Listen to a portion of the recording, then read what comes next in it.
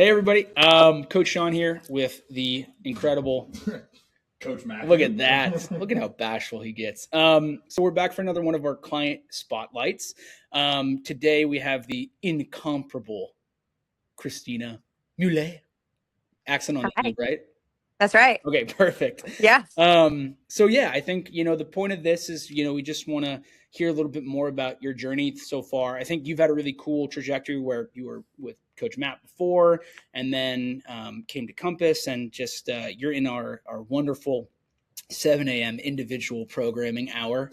Yeah, I'm the Really favorite student in that. a special group of individuals, I would say. You guys put the special in the group. That is a special group. And yeah, I think, today we just wanted to talk to you a little bit about kind of your journey through lifting at large, and just kind of hear some of the conclusions you've come to. I think what was really cool about the last one we did was Jen just kind of shed light on, how did you get from point A to point B? Somebody who comes in 3 days a week without fail, even when life and work gets busy. And I think the big thing too for this to think for us is, if there's somebody newer to lifting watching this, just what can they kind of glean from your special journey? So yeah, I think first question is, how many times can you say special in one sentence? Exactly. Special journey. There you go. Yeah.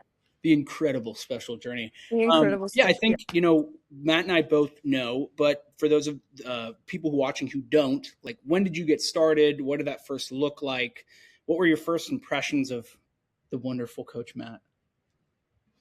So we got started I met Matt maybe 2 years ago now, a little more. Something like that. Something like that. 2 years ago at another gym that also specialized in strength training, and Matthew was a very serious coach that kind of scared me. And so I was like, oh, I can't let this guy down. He's like so earnest. And the thing that actually got me, and now knowing him, I'm like, oh, He's not that like, at all. no. But the thing that I think kept that after my first week or two, he sent a specialized text message that was like, oh, you're doing great. Hope to see you around more. You're killing it. Gym coach shit that you say to get a client to stay. And, I think seeing that not really having much of a lifting background before I started with Matthew, I was casually lifting with a trainer, but not really focusing on powerlifting or any of that. And I think through working with Matthew, I've really honed in on technique, because the other times before that I was lifting, I was just kind of muscling things around and definitely doing it terribly wrong, and probably injuring myself a little bit. So I think it was really cool to sort of shift the focus from how heavy can you lift to how heavy can you lift correctly. And spoiler alert is, when you lift correctly, you can lift heavier. Yeah. Single tear coming down Matt's face right now. I know. I'm being so nice to you right now. I'm not normally this nice to him. I'm actually pretty mean to him. Once a year, maybe. So I'll take what I can get. It's because we're in a public forum. Yeah, exactly. I can't drag you too hard. Yeah. Well, I mean, you said all the right things. I mean, what am I supposed to say, right? That's, I think to build off of that, I guess, sort of, I'm beyond the fact that what you said about how lifting correctly allows you to lift heavier, and that obviously is something that we all feel good about. What was some of the things that you struggled with getting to that mindset around the thing that might be, is probably something that others have experienced? I'd just be curious to hear what that experience was like for you. I think it was finding the right balance of the type of lifting and workout that I liked. I think previously, before meeting Matt, at the previous gym, I think I was trying to find my way with it. I knew I liked the feeling of lifting, but I would end up at a CrossFit gym, and I hated that, and the sort of plyometrics involved in that. And then, I think I had when I lived somewhere else. I had a personal trainer that I think planted the seeds of like, I started to see real changes in like my body and my mindset when I was doing some very like casual, lifting. Mhm. And then I think once I started with Matt, like seeing like, oh, this is something that works for my body and my goals. Like my mindset was like definitely what kept me going, but it was finding that right balance, because there were times where I was just like, before that, where I like, especially living in LA, could not find the right gym for what I wanted and my goals. And like, I felt like I could only go to CrossFit. And I was like, I don't want to do that. So yeah, it like, I think what you guys offer is incredible. And, I think especially for people who want to get into lifting heavy things or just getting stronger in general without throwing your weight around on a pull-up bar and like, chucking barbells across the room. It's a great option. I hate CrossFit. Yeah, exactly. Well, thank you for that. And yes, I think the other, if you couldn't tell for those watching by the fact that she's doing this in sunglasses, you're a bit of a girl boss, you balance career and lifting. Stop it. Girl boss is so dead now. But yes, continue. It's that's my millennialism coming out. But I think says one nice thing to me, and now you're just inflating the ego. Exactly. There you go. Listen, I know how to talk to people, but I think that that's another really big piece that we talk a lot about is like the balance of lifting life, where it's so easy to let life overrule lifting and vice versa. I think that's one of the big things that I think we both have issue with CrossFit-ish systems, is that it's so much all the time that it really starts to degrade in a way the quality of life that you lead. And I think what's been really nice since I've been able to start working with you is seeing not only the balance that you have with like career and lifting and how they feed into each other, but also when life takes you out of the gym, how you've been able to kind of make different like habitual changes to keep the process going. And I think that, again, in not to inflate your ego more, but in the kind of plethora of things that you do really well, I think that's one of them, which is just saying, hey, New York is taking me, I have to go to a shoot in New York for 2 weeks. Can you write me this so I can do this at the gym and the hotel? And I think the reason I bring that up is because when that switch happens, I think that is the most sustainable, lasting change that people at large can have with lifting. So I know that didn't happen overnight. How did that start to materialize for you in terms of consistency?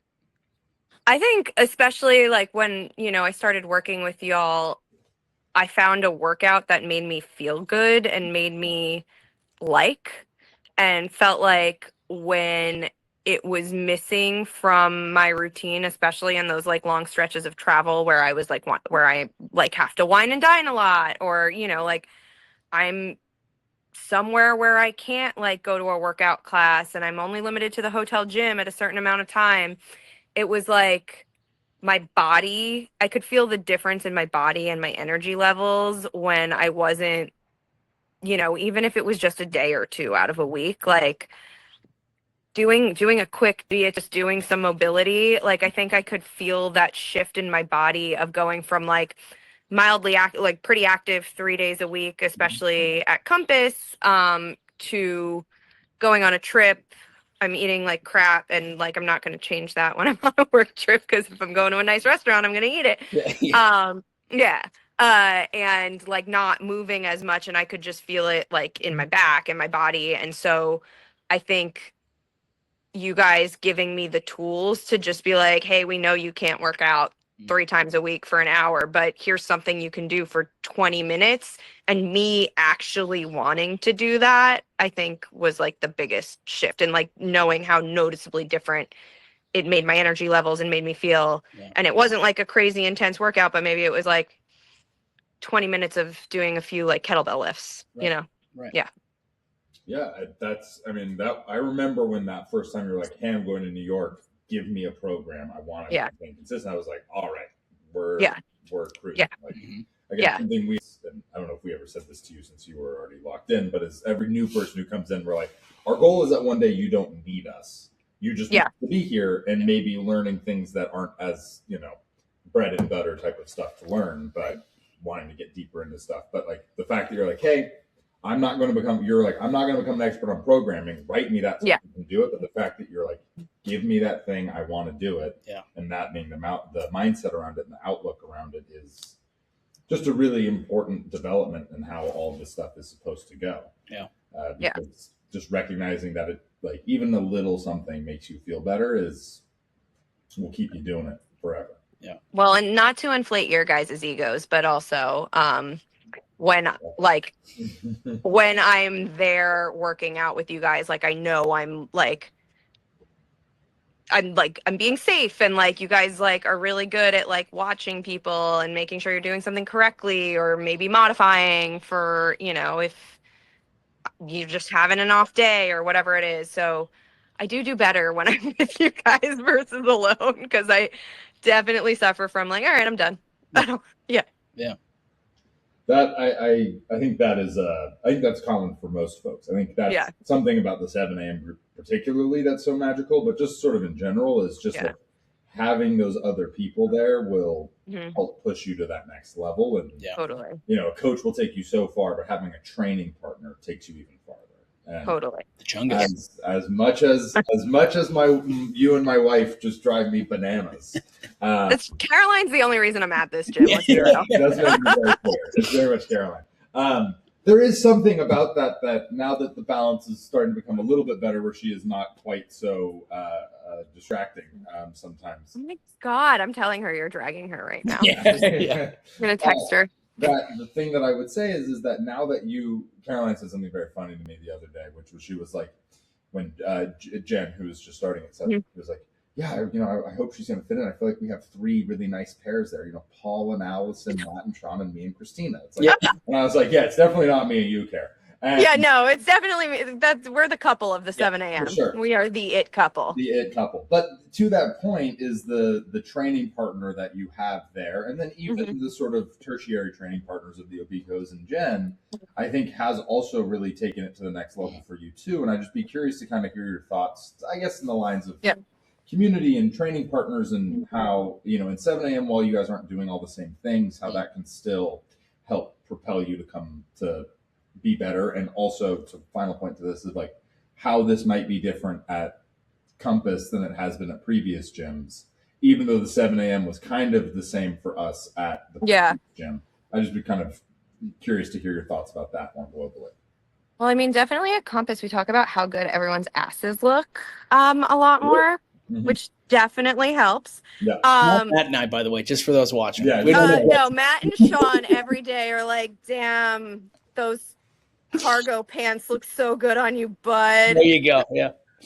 Perfect. Yeah.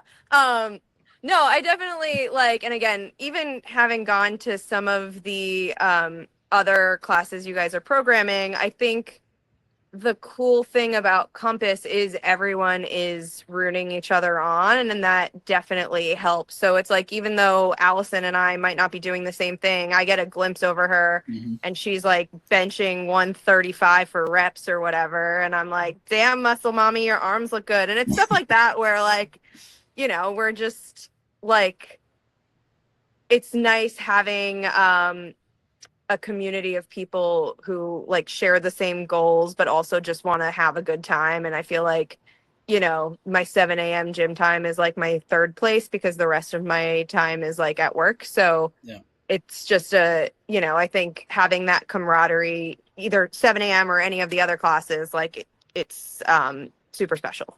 Yeah. Well, thank you for saying that. I mean, that's been a big thing Sean and I have talked a lot about before we started this, and as we've continued along over the last 6 months with Compass, is that idea of it being a third space, which I think we've talked about with you even, is that it is more than just working out. Something I've been puzzling over is how working out for non-professional athletes can really be more than it's like a lot of people treat working out as its own thing. Yeah.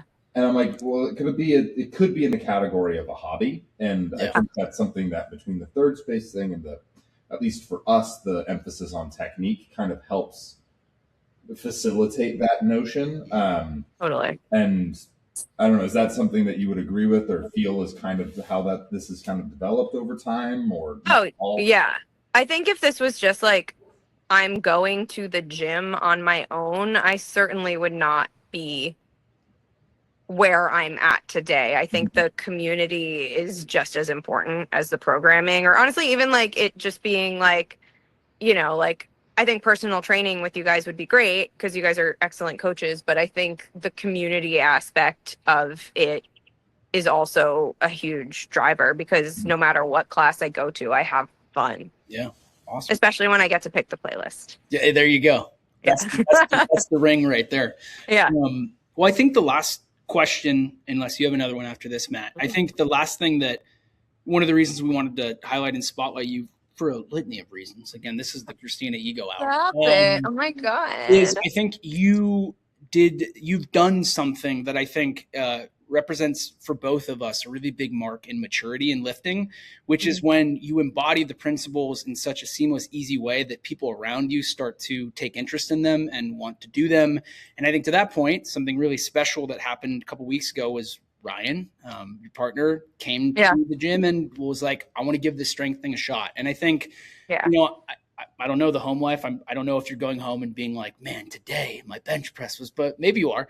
But I think just like in embodying the principles of being a community lifter, having fun, having consistency, like that stuff starts to rub off. And I think a big thing for me in my journey, and I know for Matt too, is like, I always hate the concept of being a role model, but just like by living your principles in action, you become something for other people to look to. Yeah. And then feel like, and definitely in the other classes I've seen you in, that people are like, hey, that's not only impressive, but like that's a humble individual who is having fun.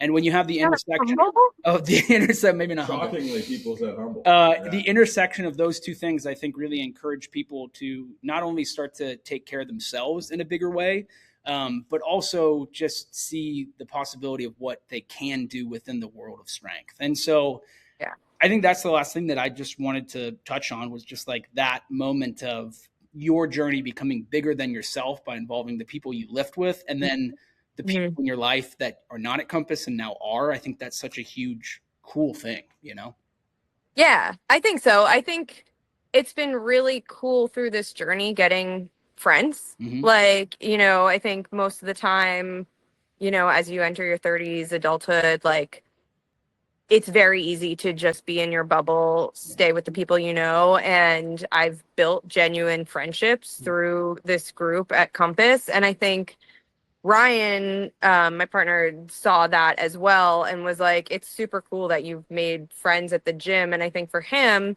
his barrier to entry with strength training was very similar to mine, in that he's gone to a couple CrossFit classes or like worked with trainers that would just like not listen to your goals or smoke you and like, make it not an enjoyable process. And I think he's seen how much I've gotten through strength training in this community. And he, I think that was something for him where he was like, all right, like, this is exciting. I want to give this another go. It doesn't seem like all the other things I've tried of going to certain gyms, working with certain trainers, etc. Yeah. Yes. Well, I think last question that we like to end this on, I know I said the last question was the last question, but this is technically the last one, is, if you were if you were to say something to yourself when you first started lifting, now having done and been on this, trajectory for a while, or to the contrary, somebody who's starting out newer to this, what might those Christina words of wisdom be? You can really put your philosopher's hat on right now. Hot people lift heavy weights and they don't only do Pilates. I love it. I mean, I'm sure super hot people also only do Pilates. But I think you can be even hotter if you lift heavy weights. Strength is hot. So, also, like, strength is super hot, and if the manosphere is repelled by how strong you are, then you're just like winning in the world. Book it, print it, copy it, put it. That's right, and that's why I beat Paul for getting on the podcast. Goddamn right. All right, Christina. Well, this was lovely, and thank you very much for taking the time to do this. Of course, this was very fun for us. And cool. I know for me, it's always we did this with Jen initially, and you second, and it's.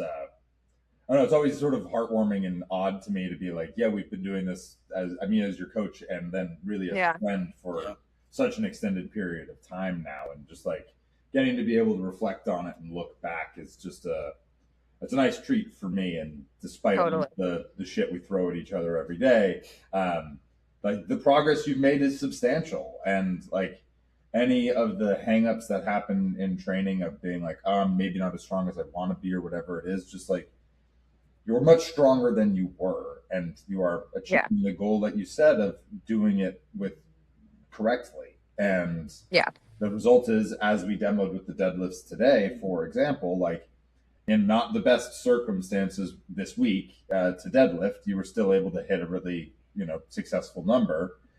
More importantly, you were able to recognize rep 1, correct. Rep 2, muscling it up. And stayed safe both times, but I think that's just sort of emblematic of how far you've come and then how much farther we can go, because you're able to recognize those things. So I'll say my one nice thing. Good work. Oh my God. Thanks. He yelled at me on Wednesday, so. Yeah, I did not yell. I did not raise my voice. That is not the He did not. He gave me a stern talking to. Yeah. I gave you a heartfelt. There it is. He gave me a heartfelt talking to about my goals. You're making me look scarier to everybody. I'm not. He's not scary at all. I'm trying to break that for years, and I can't. So you're not scary. I would just say too, Christina, like, just thank you so much for just authentically coming in as you every session that we have. There's never this like weird thing of like you not being yourself, and just you being yourself adds so much to the community. And I think the big thing that Matt and I talked about is building something for people like you and people that we love authentically, and have the right mindset when they come in to succeed, whatever that looks like, whether it's an increase on the bar, taking it to New York with you, having fun. Like, that's success in training, because I think that the failure in training is you make the training just about the training and not about the third space, to your point. And I think that the creation of that third space is not from Matt and I. We just curate it. It's really from you guys. And, coming from the other places that I've worked, like, I've really never felt like I'm at work. I really feel like I'm with friends. And I think the level of care that allows us to inject, the presence that allows us to be there for, and then just to Matt's point, like the ability to look back with fondness on the journey has just been something that is irreplaceable to both of us. So thank you for being a fundamental piece of that, a founding Compass Strengthicum member. Yeah. So thank you very much for that. Oh, before we hang up, one thing. You guys have said a lot of nice things about me and about Christina. Now you got to say something nice about Sean to make him equally uncomfortable. Sean looks so sick riding his motorcycle into work. I'll take it. I'll take it. Yeah. That's a good idea. My friend. And Sean's a great coach, and he also corrects me and then makes the lifts harder, but they're so satisfying after. I'll take it. There you go. Well, thank you. We will see you on Monday. Have a fantastic weekend. And, you too. I hope everybody leaves with strength is hot and strength is hot. Lifting hot. Heavy is for hot people. That's right. That's awesome. All right, Christina. Thank you. See you on Monday. All right. Bye, guys. See ya. Bye. See ya.